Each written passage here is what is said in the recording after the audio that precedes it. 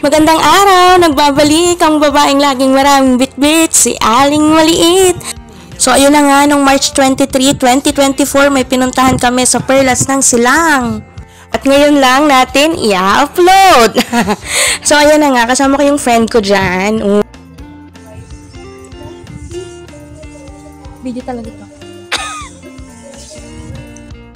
Siya yung dati kong katrabaho na naging kaibigan ko na sa Carmona. Ayan, so, yes, kahit hindi na kami magkasama sa trabaho, lagi pa rin magkatsikahan or may connection, hindi naman araw-araw.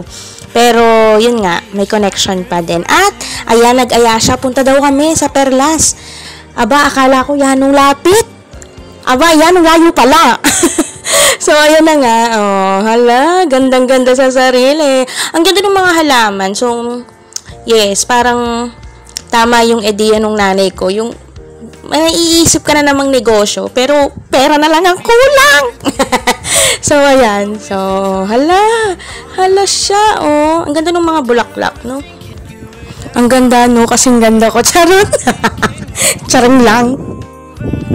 Pero, ayun nga, kahit malayo siya, okay na okay din naman. Kasi, nakaka-refresh.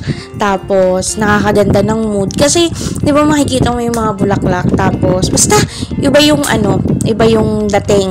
Pagdating sa mood. Ayan. O, pak! And, events place din pala to. Nung pumunta kami dyan, may kinakasal doon sa, doon sa may bandang unahan.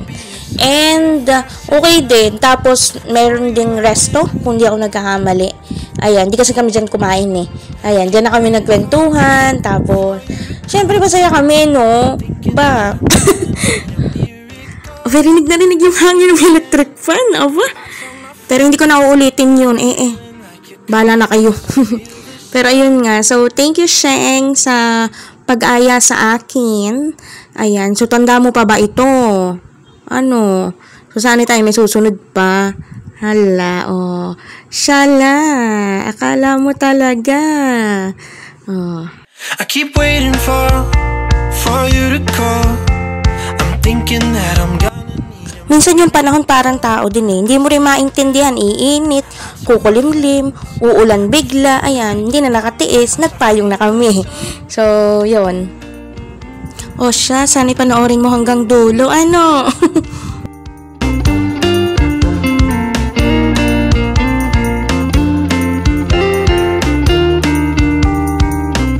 Ay, sumakto din naman itong pikak na ito kasi sa trabaho sa TESE, ako'y pikak daw. Basta may meaning yun. Ay hala, itry nga natin yung punto kapag nagre-record, yung mga nakikita natin sa FB. Sa mga reels, sa mga video. Oh, hala, ito na yung mga background kung anong ginagawa ko habang nagpipicture. O yung sa heart, wala akong katabi kasi wala pa. Wala pa si Mr. Right, nauutal ka pa. Ayan, oh, patapos na. Salamat sa patunood. Cheers.